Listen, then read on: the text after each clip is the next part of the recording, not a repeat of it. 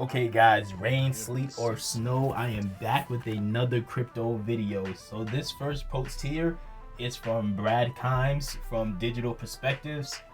It was him responding to a clip of a video of some some comically loud, some comically large Bitcoin mining rig. I don't know why somebody would buy that, but still, and I can't imagine how much it would cost. But maybe it's most likely probably for like some big mining company somewhere in, like, who knows, maybe China or something. But Brad was responding to that by saying mining rigs are unnecessary to run a blockchain. It's 2022, people. It's 2022, people. I don't use my beeper or my first cell phone anymore either. And that's something that a lot of Bitcoin maximalists really refuse to accept. And again, that doesn't mean Bitcoin's gonna go extinct. It doesn't mean Ethereum's gonna go extinct. It doesn't mean that these proof of work platforms are gonna just completely die. But at the same time, it's like they're gonna start taking a back seat over time, because for the average person, it's not going to make sense for them to want to interact with those networks. It's just not. I've already said several times, I want to start avoiding ERC20 tokens. There's still several coins that I'm really into because I like the project that, unfortunately they're ERC20 tokens. But, ideally, it's like I don't really want to touch ERC20 tokens. Like, I'm thankful that the USD coin at least has like an option where you could use it on Algorand's blockchain, like other blockchains that actually are cheap and fast. And that's that. And in my mind state, that's the state of mind the average person coming from the regular world. Like, I'm not one of the normies, but I know that the normies, they're going to want something that is pretty convenient. It is not convenient to interact and use a network where it's slow and it's expensive. And again, as long as Bitcoin is on top, they're going to keep pushing that, the clean, how much energy it takes up, which, again, to be fair to Bitcoin, there's a whole bunch of things that these countries do on a regular basis that destroys the environment way more than Bitcoin ever could. But still, it is what it is. Like, it's already been hit with the bad branding, plus it's already getting surpassed by just better blockchains. It's just antiquated technology.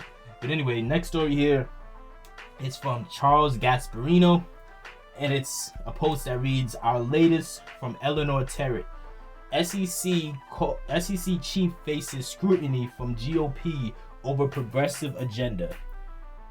SEC chief faces scrutiny from GOP over progressive agenda. If Republicans take control of Congress, they are promising to target SEC Chairman Gary Gensler and what they see as the agency enforcing a progressive agenda.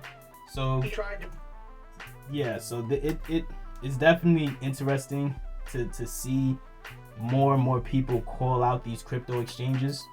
Not exchanges, but these crypto enforcers is what I'm gonna start calling the SEC, because they're trying their best to take full control.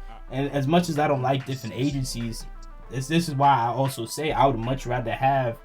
I think we probably would be better off as an asset class if the CFTC actually gets control over crypto, and crypto is just identified as a commodity, because the SEC and Gary Gensler has already showed you what their MO is. So the next post I want to get into here is a post from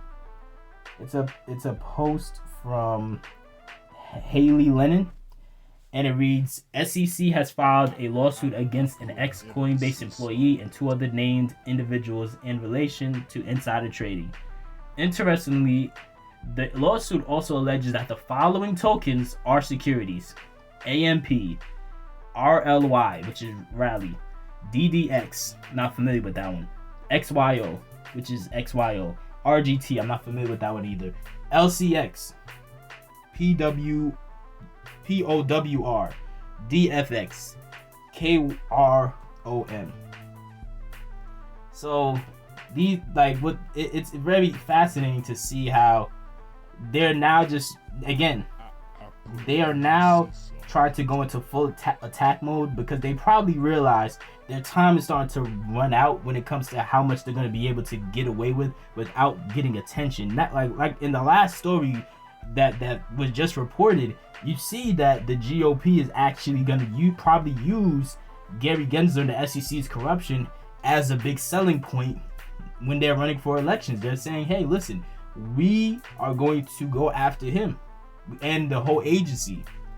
And that's actually a great idea. Like, it really is. But I'm going to go to the next post down here from Fred Rispoli. And his post says, it means the defendant doesn't put up a good fight. If the defendant doesn't put up a good fight, the SEC will get the judge to declare these tokens are security without any of the fight Ripple and Library are putting into their respective legal battles. An end run to security designation. Very cunning by the SEC. These people are evil geniuses.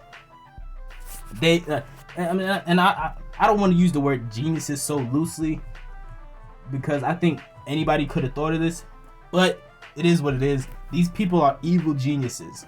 They know they are not gonna win the Ripple lawsuit or the Library lawsuit, because again, they have terrible cases against them, and these companies have the resources and the will to take this all the way. But in the case of a lot of those smaller coins that I just named, like AMP, it's kind of popular.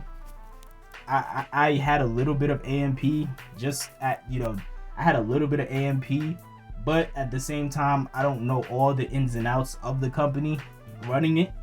All I know is that it was, when I first looked into it, it was a company striving to kind of be like a PayPal for crypto. But a lot of these smaller coins, which is what these coins are, in my opinion, they're not going to want to put up a fight. They probably can't put up a fight.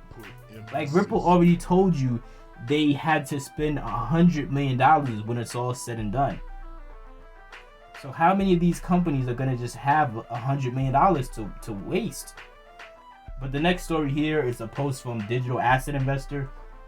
It reads, if ERC20 tokens are securities, so is Ethereum. Which means there are a lot of people involved in Ethergate that should be lawyering up right now. I wonder if anyone in those secret SEC meetings was buying ETH knowing Hinman would give the speech. Insider trading anyone?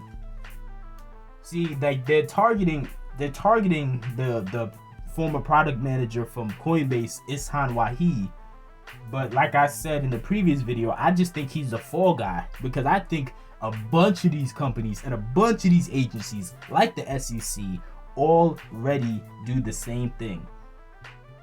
I would love to see some background information when it comes to purchases that Jay Clayton made and people tied to him, or William Henman, or anybody that works at the SEC. I would love to see that. The people would love to see that. You would love to see that. I know, yes, you right now listening, I know you would. We all would love to see that, because we all know these companies are they're full of crap. Like, come on. Next post I'm going to get into here is from Brad Kimes.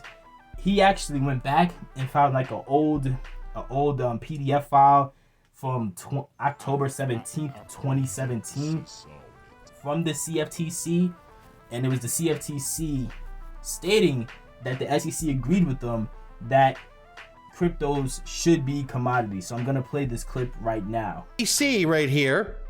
And what's interesting about this document is if we take this document and we go all the way over to page 14, I believe it is. Let's scroll back up here. In 2017, it was obvious to the CFTC at the time that they knew clearly, there is no inconsistency between the SEC's analysis and the CFTC's determination that virtual currencies are commodities, and that virtual tokens may be commodities or derivatives contracts depending on the particular facts and circumstances. And we also know since 2015, FinCEN from the Treasury Division has acknowledged that XRP itself is a virtual currency. What is the times for finding that, getting a hold of that? Like I knew that the CFTC has viewed crypto as commodities for a while, but I don't think I ever seen that article. I've never seen this PDF before, so I thought that was pretty cool. Next story I want to get into here is a story essentially about the turf war that's going on right now for stable coins. It's a post from Chamber of Digital Commerce that reads, "There's a pretty serious turf war abreast in DC. Quote, we're expecting to see legislative text on stablecoins imminently, potentially within the next couple of hours or maybe by tomorrow." And this is somebody from Fox News, and I'm gonna post a video clip right now. Well, I'm in DC today. I've been here all week meeting with members of SEC and CFTC stakeholders. There is a pretty serious power grab between these two agencies, as well as the congressional stakeholders in the House Financial Services, Senate Banking, and the Ag Committee. They both want jurisdiction over this space, and there's a very interesting turf war playing out. And we are expecting to see legislative text on stable coins imminently, potentially within the next couple hours or maybe by tomorrow. Wow. So the House Financial Services and the Banking Committee are trying to push a stablecoin bill and get that into law, and the Dems and Republicans are debating and negotiating that text as we speak. All right, can't wait to see what that is. And always thank you for keeping us abreast. Perry-Ann, thanks a lot. Talk to you again real soon. So yeah, like at the end of the day, like things are about to get serious for stable coins, and it's gonna be interesting to see how is this gonna play out. I already know how it's gonna play out for many other countries, because you have many other countries that already openly admitted they're working on their own CBDC, so they're gonna probably be working on their own stablecoin network. So, but in the case of the US, many people like myself believe that USDC, like the USD coin, will probably be like the default coin that just gets brought in, because it just seems like the people running it have just all these ties, like they've got all these tentacles all over the place. And I also think we could see, I don't want to push fear, but you never know. Tether could, we could see Tether collapse at any moment. So it's yet to be seen, because again, if any of these countries finally comes out with their own stable coin, I can't imagine them not targeting Tether at some point. But anyway, the next story I'm going to get into here is a story from Better Dwelling. And it reads, "The Canadian real estate bubble's supply shortage myth is unraveling." Canadian real estate suddenly had a shortage of supply after record low rates. Not in major boom towns, but in small cities and rural municipalities. Canada had the biggest boom, but this was seen in almost every advanced economy. Right after rates were slashed to stimulate demand, everywhere had a sudden shortage. BMO capital market economists have maintained this was a credit-driven bubble. Climbing interest rates are now showing the supply shortage narrative is collapsing. Canadian real estate was driven by a speculative bubble, not supply shortage. BMO has prominently challenged Canada's supply shortage narrative, with the exception of SFU professor Andy Yan. Few professionals questioned the supply narrative. It just made sense. Interest rates were cut and there were no more houses. Obviously, low rates designed to stimulate demand to help inflation had no role. Clear as mud to economists. It's true there was a shortage of real estate inventory for sale across Canada, the US, Australia, the Netherlands, and pretty much every advanced economy. That's an intended consequence and natural reaction to slashing rates. So yeah, so I'm gonna like cut it short right there. But it again, like it's like I've been saying, like we're just living in just an irrational. We're just living in an irrational market. Like I just did a story the other day where the housing inventory went up. The number of houses being sold were decreasing, but then the average price of houses was still hitting all-time highs. Like so much things don't make sense. Like we like it's like the Bearable Bull says, like we're basically living in an era of fantasy economics. But this is an interesting article. It kind of challenged ideas that even I kind of had. I never said there was a supply shortage on houses. I think there's a food shortage. But as far as houses, I don't necessarily think there's a shortage on houses. But I do think there's an artificial shortage that's been created from a bunch of major real estate companies that are buying up property across the world, but especially in the US and Canada, and like they're taking control of the market. Like when you hear about companies like Open Door, America's Home for Rent, like you hear about Zillow, you hear about all these major companies, these major conglomerates that are buying up ridiculous amounts of real estate, and they're either putting it right back on the market for 2, 3, 4 times what it's actually appraised for, and refusing to budge on the price, because it was a seller's market and they could just have their way.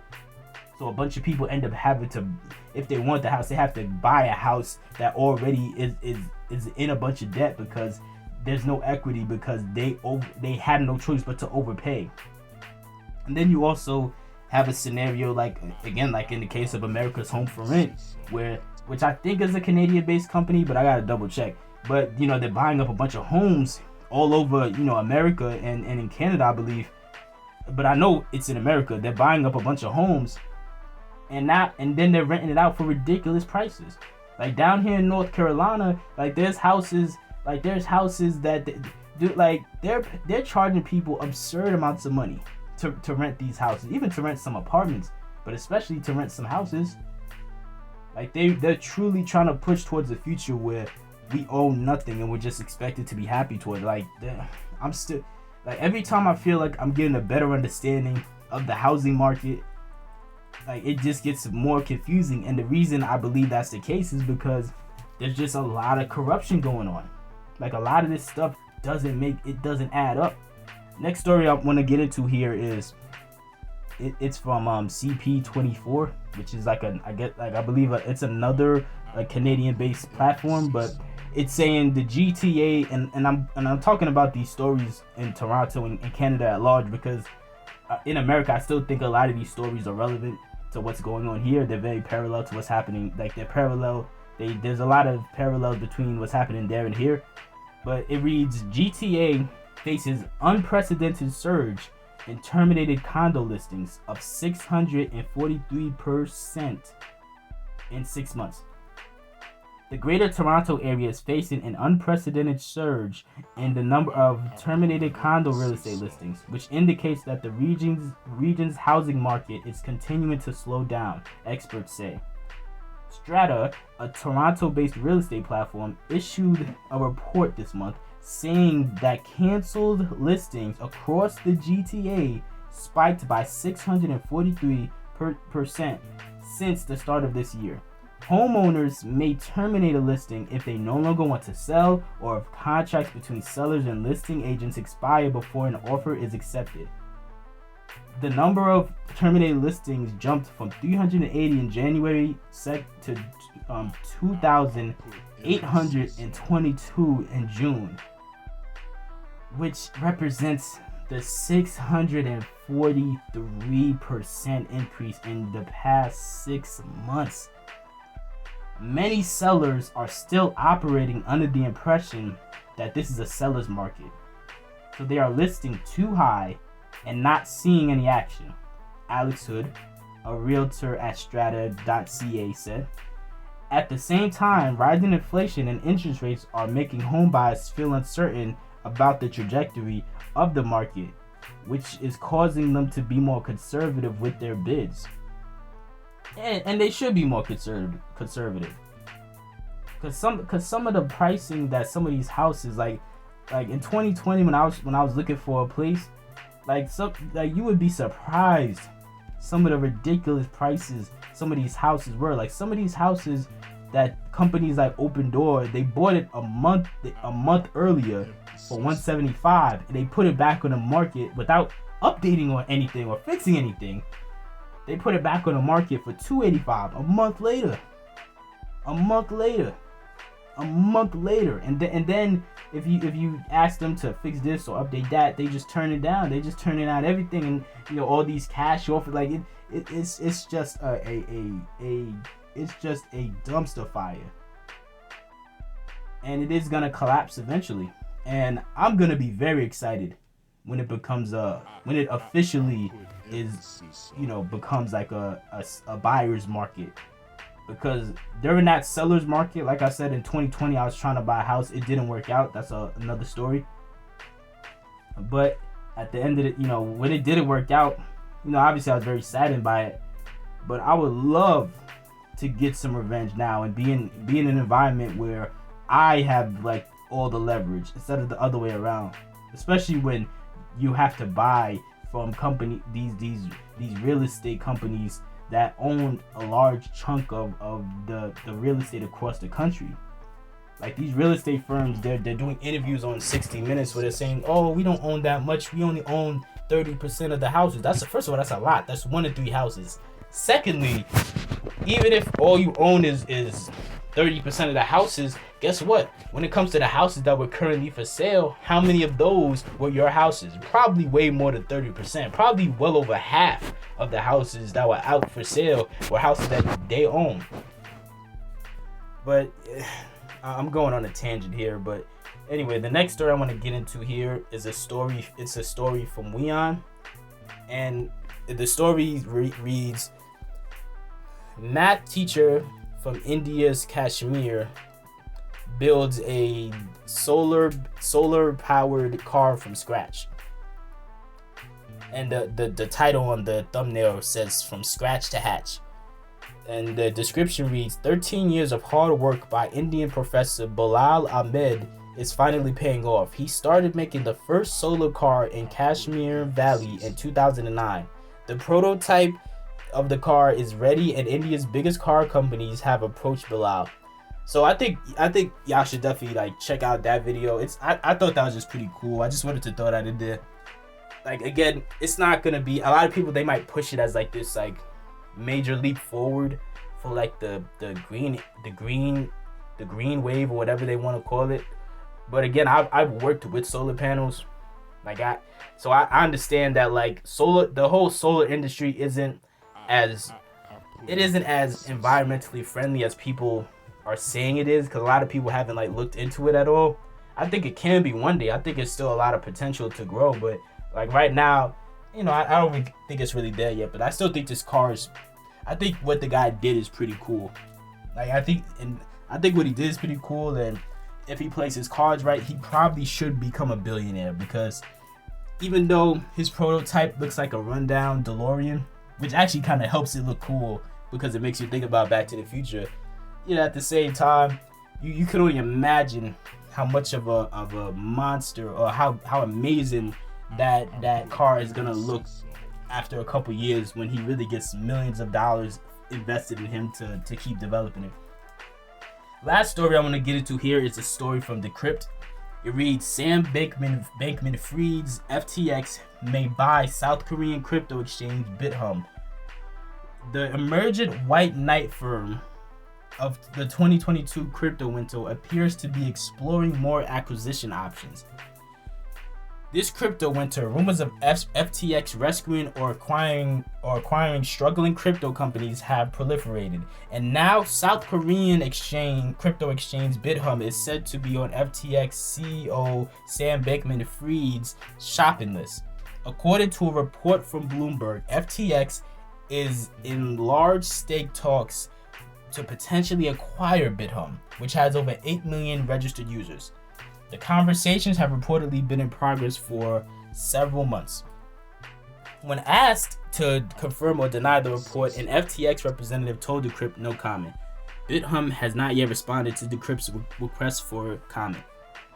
I'm gonna like cut it short there, but man, Sam Bankman-Fried's gonna become the richest man on the planet, or at least the richest known person on the planet. I feel like there's a lot of people richer than who's on like the Forbes list, but they're just like smart enough to not, be in the public. But still, like Sam Bankman-Fried, I believe his net worth now is reported to be like 20 billion. Man, in the next like 10 plus years, man, his net worth's probably gonna go up 5, 6, 7 times, man. Like of that, it's gonna multiply 5, 6, 7 times on that 20 billion, because he's like FTX. FTX to me is like a dark horse when it comes to where the future of crypto is going, as far as like exchanges. Like people, they're still using Coinbase a lot, but we're seeing rumors that Coinbase might have a liquidity shock. Obviously, we know what happened to Celsius. We know what happened to Voyager. And when you see FTX, it seems like they're just always making an interesting or flat out great move. They renamed the stadium in Miami for the Miami Heat, the FTX Arena. They've been during this whole downturn, they've just been acquiring one crypto company and exchange after another. So it's very interesting. I want to know what you guys think of Sam Bankman-Fried. Do you think he's gonna, he's gonna become like the richest man in the country, or do you think, he'll fall off? Or I don't think he will. But it's really interesting to me. So let me know what your thoughts are on all this in the comment section below.